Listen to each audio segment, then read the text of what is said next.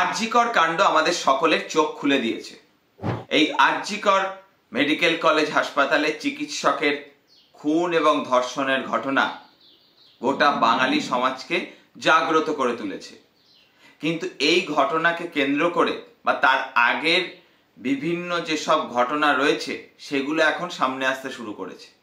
কিন্তু অদ্ভুতভাবে আমরা দেখতে পাচ্ছি যে এত প্রতিবাদ, এত জনজাগরণ সত্ত্বেও সমাজের একটা অংশ এখনো নিশ্চুপ। এখনো কিছু মানুষ হিসেব করছেন যে এই প্রতিবাদে নামলে তাদের বিভিন্ন সুযোগ সুবিধা হারাতে হবে না তো, তাদের যে স্বাচ্ছন্দ্যের জীবন সেই জীবনের স্বাচ্ছন্দ্যটুকু চলে যাবে না তো, সরকারের রোষানলে পড়বেন বলে অনেকে প্রতিবাদে নামতে এখনো ভয় পাচ্ছেন। কিন্তু বুঝতে হবে এই ঘটনাকে কেন্দ্র করে যে প্রতিবাদ হচ্ছে সেই প্রতিবাদে যদি আপনারা না নামেন, বিশ্বাস করুন নিজেদের ভবিষ্যৎ প্রজন্মের কাছে কোনো উত্তর দেওয়ার মতো যুক্তি থাকবে না, কোনো কথা থাকবে না। তার কারণ সম্প্রতি আনন্দবাজার পত্রিকাতেই একটা হেডলাইনে একটা খবর বেরোয়, স্টোরি বলা যায়, মানে স্টোরি করা হয়, চোখ বুঝে থাকার পাপে মেয়েটা চলে গেল, এই ধরনেরই লেখাটা ছিল। কোন কারণে বলা হচ্ছে?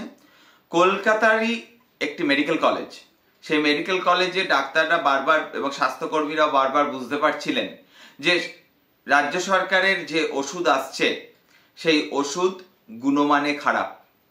অন্তত আনন্দবাজারের এই প্রতিবেদনে তাই লেখা আছে এবং তারা সেটা নিয়ে বারবার স্বাস্থ্য ভবনকে জানায়। স্বাস্থ্য ভবন কখনো মৃদু তিরস্কার করে বা কখনো পাত্তাই দেয়নি এই অভিযোগের। এবং দিনের পর দিন দেখা যাচ্ছে এই কম গুণমানের ওষুধের জন্য রোগীর মৃত্যু ঘটছে, রোগীর অবস্থা খারাপ হয়ে যাচ্ছে, শারীরিকভাবে সে ক্রমশ ঝিমিয়ে পড়ছে। একটা সময়ের পরে এই ডাক্তার, স্বাস্থ্যকর্মীরা সবকিছু জেনেও সেটা মেনে নিতে বাধ্য হন, কারণ তারা দেখেন যে বলে কোনো কাজ হবে না, লাভ নেই, আমাদের এর মধ্যেই থাকতে হবে, অর্থাৎ একটা আপোষ। তারপরে একটা সময় দেখা গেল এদেরই এক সহকর্মী, অর্থাৎ একজন স্বাস্থ্যকর্মী বা চিকিৎসক, তার কন্যা এই কম গুণমানের ওষুধ প্রয়োগের ফলে মারা গেলেন। তখন সেই স্বাস্থ্যকর্মী বা ডাক্তার যাই হোক না কেন, মানে সেই ব্যক্তি কান্নায় ভেঙে পড়ে বলেন, চোখ বুজে থাকার পাপেই মনে হয় মেয়েটা চলে গেল। তাই আপনার আমার ভবিষ্যৎ প্রজন্ম, এমনকি আমাদের নিজেদের ভবিষ্যৎকে সুরক্ষিত করার জন্য এই আন্দোলনে আমাদের নামা উচিত এবং এই ঘটনার প্রতিবাদ করা উচিত সোচ্চারে। তার কারণ এবারের যে দুর্নীতি বা যে ঘটনা সামনে আসছে সেটা নিয়োগ দুর্নীতি, রেশনের দুর্নীতি, বালি চুরি, কয়লা চুরি, গরু চুরি, সেই সবের থেকেও ভয়ঙ্কর। যে ব্যক্তিরা এই দুর্নীতির সঙ্গে যুক্ত তারা নিজেদের ভবিষ্যৎটাকেও কার্যত শেষ করতে দিয়েছেন, নিজেদের ভবিষ্যৎটাকেও অর্থের দাঁড়িপাল্লায় রেখেছেন, অর্থের মানদণ্ডে মাপার চেষ্টা করেছেন, দুর্নীতির বেনজলে নিজেদের ভবিষ্যৎটাকে ভাসিয়ে দিয়েছেন। কারণ এই দুর্নীতির সঙ্গে, এই নারকীয় কাণ্ডের সঙ্গে যারা যুক্ত, যারা দিনের পর দিন ব্যবস্থা করে দিয়েছেন কিভাবে টুকে ডাক্তার হওয়া যায়, কিভাবে চ্যাট জিপিটি, কিভাবে ল্যাপটপ পরীক্ষার হলে নিয়ে ঢুকে ডাক্তার হওয়া যায়, তারা তো জানেন না ভবিষ্যতে তারা এমনই সবই টুকে পাশ করা ডাক্তারের কাছে চিকিৎসা নিতে যাবেন কিনা, বা তাদের পরিবারের কেউ যাবেন কিনা। অজান্তেই হয়তো তারা পৌঁছে যাবেন এমন এক ডাক্তারের কাছে যে কিনা টুকে পাশ করেছে, যে কিনা ওই চ্যাট জিপিটির মাধ্যমে পরীক্ষা দিয়ে উত্তীর্ণ হয়েছে। তাই যারা এই দুর্নীতি করেছে তাদের কি বলবো, তারা মাতৃ জঠরের লজ্জা। তাই এখনো যারা চুপ করে আছেন, মুখ খুলুন, কথা বলুন, আর চোখ বুজে থাকবেন না। তাহলে আপনার আমার ভবিষ্যৎ প্রজন্ম সুরক্ষিত থাকবে কি থাকবে না তার থেকেও বড় কথা। আপনি বলতে পারেন আপনি মুখ খুললেও কি পুরো পরিস্থিতি বদলাবে? না, নাও বদলাতে পারে, কিন্তু অন্তত নিজের ভবিষ্যৎ প্রজন্ম বা যদি বিবেক বলে একটা সত্তা থেকে থাকে, সেই বিবেককে বোঝাতে পারবেন যে আমি তো কথা বলেছিলাম, আমি তো চেষ্টা করেছিলাম, পারিনি, আলাদা ব্যাপার। তাই প্লিজ মুখ খুলুন।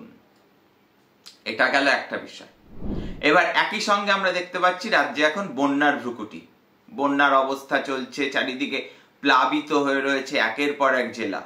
কিন্তু এইটা নিয়েও সেই আমরা দেখতে পাচ্ছি রাজনীতির কাদা ছোড়াছুড়ি, ম্যানমেড, তুতু ম্যায়, ডিভিসি না বলে জল ছেড়েছে। এবার মুখ্যমন্ত্রী বারবার বলছেন ডিভিসি না বলে জল ছেড়েছে, ডিভিসির সঙ্গে সম্পর্ক শেষ। আচ্ছা, ডিভিসি কি কোনো, মানে বলতে খুব খারাপ লাগছে, এটা কি কোনো বৈবাহিক সম্পর্ক বা কোনো প্রেমের সম্পর্ক যে অমুকের সঙ্গে আমার সম্পর্ক শেষ বা ও আমার বন্ধু? যুক্তরাষ্ট্রীয় কাঠামোয় এক একটা প্রতিষ্ঠানের সঙ্গে এক একটা প্রতিষ্ঠানকে সংযোগ রক্ষা করে চলতে হয়, এটাই দস্তুর। সমস্যা হলে সেটা আলোচনার মাধ্যমে মেটাতে হবে। সম্পর্ক শেষ, অন্য সম্পর্ক তৈরি করব, এইসব ছেলে মানুষিক সুলভ কথাবার্তাগুলো যত কম শোনা যায় ততই ভালো। বিশেষ করে যখন রাজ্যের একটা বিরাট অংশের মানুষ গলা জলে দাঁড়িয়ে রয়েছে এবং সেই সময়ও রাজনীতির কাদা ছড়াছড়ি, এবং বারবার বলা হচ্ছে ডিভিসি না বলে জল ছেড়েছে। আর উল্টো দিকে কেন্দ্রীয় জলসম্পদ বা জলশক্তি দপ্তর থেকে বলা হচ্ছে, কেন্দ্রীয় সরকারের পক্ষ থেকে বলা হচ্ছে যে ডিভিসির এই রেগুলেশন কমিটিতে রাজ্যেরও প্রতিনিধি আছে, ফলে তারা সবটা জানতেন। এবং একটি চিঠি সামনে চলে এসেছে, সেই চিঠিতে দেখা যাচ্ছে মুখ্যমন্ত্রী 20শে সেপ্টেম্বর প্রধানমন্ত্রীকে চিঠি লিখছেন অভিযোগ জানিয়ে যে ডিভিসি কেন না বলে জল ছেড়েছে, কেন্দ্রের কি কোনো দায় নেই, ইত্যাদি এবং ইত্যাদি, এই অভিযোগ করে চিঠি লিখছেন। কিন্তু দেখা যাচ্ছে 20শে সেপ্টেম্বরের 3 দিন আগে 17ই সেপ্টেম্বর রাজ্যের অ্যাডিশনাল চিফ সেক্রেটারি 8 জেলার ডিএমকে ডিভিসি জল ছাড়তে পারে এবং অন্যান্য ব্যারেজ থেকেও জল ছাড়া হতে পারে বলে সতর্ক করে চিঠি দিচ্ছেন। তাহলে অ্যাডিশনাল চিফ সেক্রেটারি যেখানে সতর্ক করে চিঠি দিচ্ছেন ডিএমদের, সেখানে মুখ্যমন্ত্রী কিভাবে বলেন তিনি কিছু জানতেন না? তিনি স্বাস্থ্যমন্ত্রী, তিনি স্বাস্থ্য দপ্তরের কথা জানেন না। তিনি পুলিশ মন্ত্রী, তিনি পুলিশের কথা বলতে পারেন না। তিনি মুখ্যমন্ত্রী, সমস্ত সরকারের কার্যত প্রধান, শাসনতান্ত্রিক প্রধান। তিনি তার সরকারের অ্যাডিশনাল চিফ সেক্রেটারি চিঠি দিচ্ছে তার রাজ্যের বিভিন্ন জেলার ডিএমকে, তিনি নাকি সেই বিষয়টা সম্পর্কে জানেনই না।